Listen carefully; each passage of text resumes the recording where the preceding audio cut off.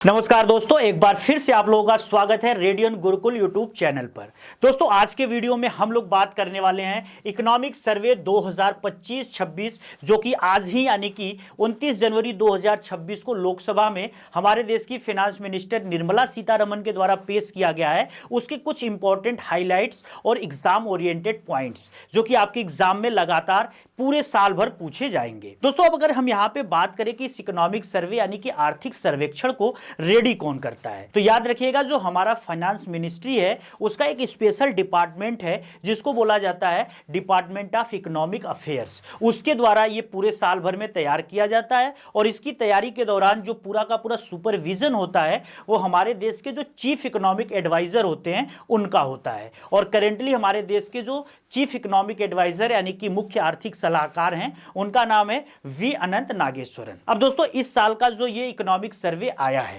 इसके कुछ important highlights देखते हैं। पूरी वीडियो को देखिएगा और आपके आने वाले एग्जाम में यहां से 100% क्वेश्चन पूछा जाएगा। तो सबसे पहला सेगमेंट देखते हैं स्टेट ऑफ द इकोनॉमी, यानी कि हमारे देश के इकोनॉमी की कंडीशन क्या है पूरी दुनिया की रिलेटिवली। तो यहां पे अगर हम बात करें तो फास्टेस्ट ग्रोइंग कंट्री है all the major economies of the world, यानी कि इंडिया लगातार दुनिया के जितने भी बड़े बड़े देश हैं जैसे कि अमेरिका, चाइना वगैरह, इन सबसे हमारा जो ग्रोथ रेट है वो बहुत तगड़ा है। और हमारा ग्रोथ रेट जो जीडीपी का है यानी कि ग्रॉस डोमेस्टिक प्रोडक्ट का वो 7.4% है। साथ ही जीवीए यानी कि ग्रॉस वैल्यू एडेड उसका है 7.3%। साथ ही कंजम्पशन के सेक्टर में हम लोग बड़ा ही स्ट्रांगली इंप्रूव कर रहे हैं। हमारा जो कंजम्पशन सेक्टर है वो बहुत तेजी से आगे बढ़ रहा है और यहाँ पे जो डोमिनेंस दिखा रहा है वो सर्विस सेक्टर दिखा रहा है, क्योंकि टोटल जीडीपी में अगर हम कंट्रीब्यूशन देखें अलग अलग सेक्टर्स का जैसे कि सर्विस सेक्टर, इंडस्ट्री सेक्टर या फिर एग्रीकल्चर सेक्टर, तो सर्विस सेक्टर का डोमिनेंस बहुत ज़्यादा है। अप्रॉक्स 56% का जो कंट्रीब्यूशन है हमारे टोटल जीडीपी में वो सर्विस सेक्टर से आ रहा है दोस्तों।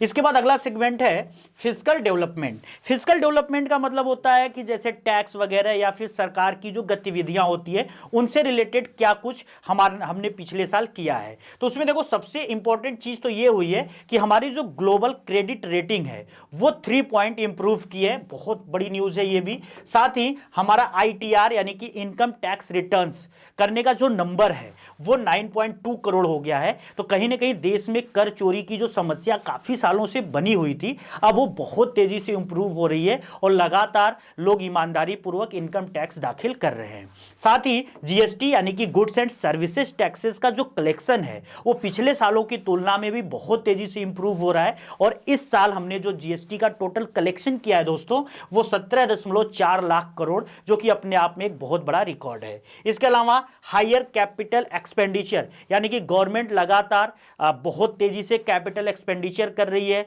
लगातार इंफ्रास्ट्रक्चर से लेकर एजुकेशन, हेल्थ, हर जगह जो है कि पैसे इन्वेस्ट कर रही है। साथ ही सरकार अब बहुत ज़्यादा डेब्ट पे ओरिएंटेड नहीं है, यानी कि लोन वगैरह के पीछे नहीं भाग रही है, अपने से खुद देश में ही पैसा जनरेट करके उसको इन्वेस्ट किया जा रहा है। इसके बाद हम लोग दोस्तों यहाँ पे अगला सेक्टर देखते हैं जो है कि मॉनेटरी एंड फाइनेंशियल सेक्टर, और इसमें सबसे पहले हम लोग बात करते हैं GNPA की यानी कि ग्रॉस नॉन परफॉर्मिंग एसेट्स की, जो कि अब पूरे बैंकिंग सेक्टर का मात्र 2.2% रह गया है। अगर दोस्तों एनपीए की बात करें यानी कि नॉन परफॉर्मिंग एसेट्स की, तो इसका मतलब यह होता है कि जब भी कोई बैंक किसी व्यक्ति अथवा किसी संस्था को लोन प्रोवाइड करता है तो उसकी वह एक ईएमआई यानी कि इक्वेटेड मंथली इंस्टॉलमेंट बनाता है और उस ईएमआई की अगर भुगतान लगातार 90 दिनों तक नहीं होता है, बिल्कुल याद रखिएगा, अगर 90 दिनों तक नहीं होता है तो वो जो लोन है वही एनपीए हो जाता है और वो आज के डेट में बस रह गया है 2.2%। क्रेडिट ग्रोथ हमारा यानी कि जो हम लोग लोन जनरेट कर रहे हैं बैंकों के माध्यम से वो जो है कि 14.5% हो गया है। एक ये बहुत बड़ी न्यूज़ है कि मार्च 2025 का ये डेटा है दोस्तों कि 55 करोड़ जनधन अकाउंट्स खोले जा चुके हैं। तो कहीं ना कहीं देश में फाइनेंशियल इंक्लूजन भी बहुत तेजी से हो रहा है। जनधन योजना भारत सरकार ने 2014 में स्टार्ट किया था और तब देश में कुछ ही लोगों के पास बैंक अकाउंट होते थे, लेकिन इस योजना ने देश में फाइनेंशियल इंक्लूजन यानी कि वित्तीय समावेशन को बहुत तेजी से इंक्रीज किया और आज सिर्फ इसी योजना के अंतर्गत 55 करोड़ अकाउंट खोले जा चुके हैं। इसके साथ दोस्तों 1.6 करोड़ डीमेट्स अकाउंट है। डीमेट अकाउंट का मतलब होता है एक तरीके के डिजिटल अकाउंट होते हैं, डिजी लॉकर टाइप के, जो शेयर बॉन्ड्स वगैरह से वगैरह में डील किए जाते हैं। इसके बाद अगला सेक्टर हमारा एक्सटर्नल सेक्टर यानी कि विदेशी क्षेत्र, जिसमें हम विदेशी व्यापार वगैरह को रेगुलेट करते हैं। तो यहाँ की अगर उपलब्धियों को देखें तो ये बहुत बड़ी उपलब्धि है कि एक्सपोर्ट जो हमारा है, यानी कि हम लोगों ने जो निर्यात किया है वो अब बढ़कर हो गया है 825 बिलियन डॉलर, जो कि अपने आप में एक बहुत बड़ा रिकॉर्ड है पिछले साल का। साथ ही सर्विसेज का जो एक्सपोर्ट हुआ है, अब देखो आपकी इंडिया ने टोटल 825 बिलियन डॉलर एक्सपोर्ट किया है। इसमें गुड्स एंड सर्विसेज दोनों हैं, और इसमें सर्विसेज का जो रोल है अकेले वो 387 बिलियन डॉलर का है। तो कहीं ना कहीं ये जो सर्विस सेक्टर है वो इंडिया के ग्रोथ के इंजन का ड्राइवर बना हुआ है। इसके अलावा आप ये देखो, रेमिटेंस में अगर हम बात करें तो इंडिया लगातार कई सालों से दुनिया का टॉप रेमिटेंस रिसीवर कंट्री बना हुआ है। रेमिटेंस का मतलब होता है जब हमारे देश का कोई व्यक्ति किसी और देश में जाकर पैसा कमाता है और वो पैसा अपने घर वालों को भेजता है, तो उसी को हम क्या बोलते हैं, रेमिटेंस। और भारत में बहुत सारे लोग विदेशों में जाकर कमा रहे हैं और रेमिटेंस के रूप में खूब पैसा इंडिया में भेज रहे हैं, जिससे इंडिया अपने ग्रोथ, इनोवेशन वगैरह को और तेजी से बूम कर रहा है। इसके अलावा फॉरेक्स यानी कि फॉरेन एक्सचेंज रिजर्व, जो विदेशी मुद्रा भंडार होता है, वो भी बहुत तेजी से बढ़ रहा है और इस समय हम लोग रिकॉर्ड 701 बिलियन डॉलर के आसपास हैं। तो कहीं ना कहीं ये भी एक बहुत बड़ी अचीवमेंट है दोस्तों।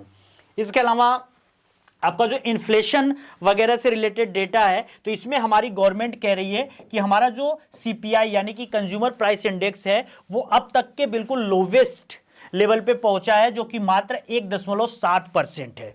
इन्फ्लेशन का मतलब होता है महंगाई, बिल्कुल आम बोलचाल की भाषा में, यानी कि कंटिन्यूअस प्राइस इंक्रीज जो होती है किसी भी गुड्स एंड सर्विसेज की, उसी को हम इन्फ्लेशन कहते हैं। और ये इन्फ्लेशन 1.7% पे होने का मतलब कि कहीं ना कहीं जो प्राइसेस वगैरह हैं वो बिल्कुल स्टेबल है। इसके अलावा fall due to food and fuel prices, तो यहां पे आप देखो कि आखिर ये इन्फ्लेशन रेट क्यों इतना कम है, आखिर लोगों को महंगाई से समस्या क्यों नहीं है। तो उसका जो मेन रीजन बताया गया है वो ये बताया गया कि जो फूड आइटम्स हैं, स्पेशली फूड ग्रेन्स वगैरह, उनकी प्राइसेस नहीं बढ़ रही है, और साथ ही जो फ्यूल प्राइसेस है यानी कि क्रूड ऑयल जिसमें डीजल पेट्रोल वगैरह है, तो उनकी भी प्राइसेस काफ़ी दिनों से एक स्टेबल पोजीशन पे है। तो कहीं ना कहीं वो हमारी इकोनॉमी को महंगाई से निपटने में मदद कर रही हैं।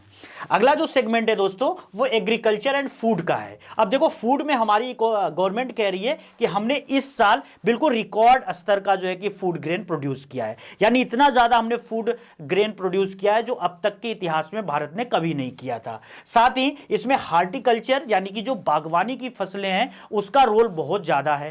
साथ ही आप देखो ई नाम यानी कि ई नेशनल एग्रीकल्चर मार्केट, जिसको गवर्नमेंट ने स्टार्ट किया था किसानों को ऑनलाइन मार्केट प्रोवाइड करने के लिए, ये बड़ी सक्सेसफुल हो रही है। और यहाँ पे 1.79 जो फार्मर्स है, करोड़ फार्मर्स, ये इससे लाभान्वित हो रहे हैं।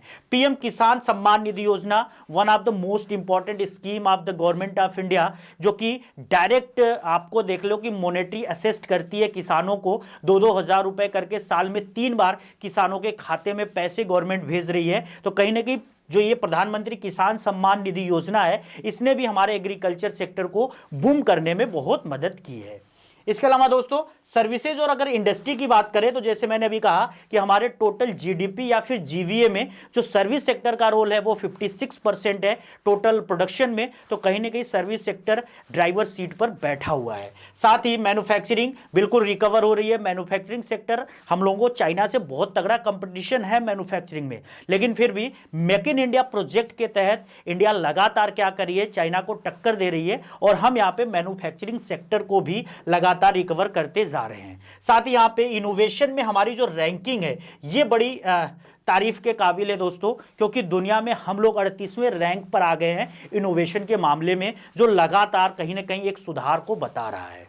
साथ ही अगर आगे के सेक्टर्स को देखें तो यहाँ पे इंफ्रास्ट्रक्चर और इन्वेस्टमेंट की बात करें तो इंफ्रास्ट्रक्चर में देखिए कि जो कैपिटल एक्सपेंडिचर है स्पेशली इंफ्रास्ट्रक्चर पे, यानी कि रोड हाईवेज या फिर जो ट्रेन का है, इन सब चीज़ों का, उस पर जो 2018 में हम पैसा खर्च करते थे, आज 2025-26 में वो पैसा 4 गुना बढ़ गया है। तो कहीं ना कहीं ये गवर्नमेंट का बिल्कुल सीधा ओरिएंटेशन दिखा रहा है कि गवर्नमेंट इंफ्रास्ट्रक्चर पर बिल्कुल ओरिएंटेड है। साथ ही हाईवेज, रेलवेज, एयरपोर्ट्स ये लगातार एक्सपेंड हो रहे हैं। इंडिया में जो एयरपोर्ट्स का नंबर है वो लगातार बढ़ रहा है। 99% जो हमारी रेलवे है वो इलेक्ट्रीफाइड हो गई है। तो कहीं, और रोडवेज की तो बात ही मत करिए, कितने हाईवेज हर साल बन रहे हैं, एक्सप्रेसवेज बन रहे हैं, बाईपास बन रहे हैं। तो कहीं ना कहीं जो गवर्नमेंट हमारी है बड़ा ही इंफ्रास्ट्रक्चर को लेकर, स्पेशली जो ट्रांसपोर्टेशन का इंफ्रास्ट्रक्चर है उसको लेकर बड़ा ही डेडिकेटेड है। साथ ही यहाँ पे जो रिन्यूएबल एनर्जी रिसोर्सेज हैं उसमें भी गवर्नमेंट बहुत तेजी से ग्रोथ कर रही है, और हमारे जो पूरी पावर कैपेसिटी है उसका 50% यहाँ पे अचीव करने का जो टारगेट है वो गवर्नमेंट ने हासिल कर लिया है। 5G का जो नेटवर्क है वो लगभग, गवर्नमेंट का कहना है कि लगभग हमने हर एक एरिया तक इंडिया में पहुंचा दिया है। तो ये भी हमारे इंफ्रास्ट्रक्चर के लिए एक बड़ी उपलब्धि है। इसके अलावा दोस्तों अगला सेक्टर देखते हैं, एजुकेशन और हेल्थ से रिलेटेड।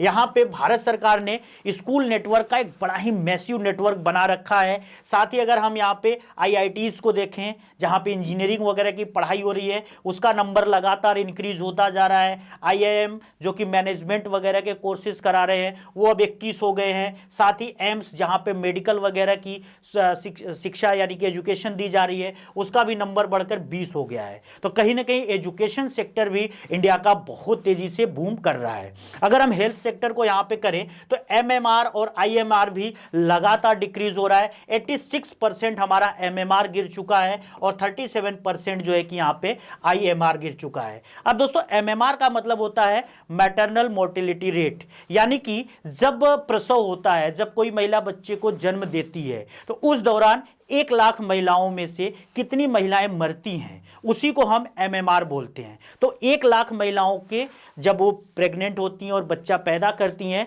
तो उस दौरान जितने महिलाओं की मौत होती है उसको 1 लाख पर भारत का MMR बोला जाता है। साथ ही IMR का मतलब होता है इन्फेंट मोर्टेलिटी रेट, यानी कि जन्म से लेकर 1 साल के बीच जो बच्चा पैदा हुआ होता है अगर उसकी मौत होती है पर 1000 नंबर्स पे, यानी जैसे कि मान लो 1000 बच्चे पैदा हुए और उनमें से 25 बच्चे मर गए 1 साल के अंदर, तो हमारे देश की जो इन्फेंट मोर्टेलिटी रेट होगी यानी कि IMR होगी वो होगी 25। इसके अलावा दोस्तों यहाँ पे समझिएगा अगला सेक्टर है एम्प्लॉयमेंट एंड स्किल्स। तो एम्प्लॉयमेंट को लेकर भी गवर्नमेंट लगातार जो है कि बहुत तेजी से काम कर रही है। 56.2 करोड़ एम्प्लॉयड आज के डेट में देश में काम कर रहे हैं। गिग वर्कर्स जो कि फ्रीलांसिंग वगैरह का काम करते थे, स्पेशली ये जो डिलीवरी वाले हैं जिनको हम गिग वर्कर्स बोलते हैं, अब आप देखो इनको भी एज ए लेबर के रूप में रिकॉग्नाइज किया गया है। इनके ऊपर भी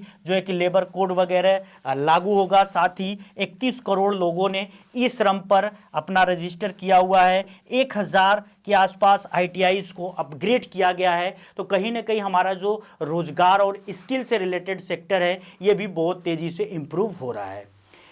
इसके बाद दोस्तों आज का जो ये आखिरी सेगमेंट है जिसमें AI एंड फ्यूचर स्ट्रेटजी की बात हमारी गवर्नमेंट कह रही है, वो तो सारी दुनिया जानती है कि AI आने वाला फ्यूचर है यानी कि आर्टिफिशियल इंटेलिजेंस। तो हमारी गवर्नमेंट भी AI पर पूरी तरीके से फोकस्ड है और खास रूप से प्रैक्टिकल AI पर। ये नहीं कि ऐसी AI हम प्रमोट करें जिसका हमारा रियल लाइफ में या बिजनेस वगैरह में कोई रोल ना हो। तो हम प्रैक्टिकल AI पे बिल्कुल फोकस है, रियल वर्ल्ड प्रॉब्लम को सॉल्व करने पे फोकस है। स्वदेशी को अपनाएंगे, उसको स्ट्रेटजिकली हम लोग क्या करेंगे, एक दूसरे पर इंटरडिपेंड करेंगे। तो दोस्तों आज के वीडियो में हम लोगों ने इस साल का जो इकोनॉमिक सर्वे था उसके पूरे जिस्ट को कवर किया है और इस वीडियो से 100% आपके चाहे जो भी एग्जाम हो, चाहे वो टीचर रिलेटेड हो, SSC के हो या पुलिस वगैरह के एग्जाम हो, आप किसी भी एग्जाम में बैठोगे आर्थिक सर्वेक्षण के ये जो जिस्ट है यहाँ से 100% आपके एग्जाम में क्वेश्चन आएंगे। तो अगर आपको वीडियो अच्छी लगी है तो इसको जरूर इस पर कमेंट करिएगा। साथ ही अगर चैनल पर पहली बार आए हैं तो चैनल को लाइक, शेयर और सब्सक्राइब करना मत भूलिएगा। जय हिंद दोस्तों।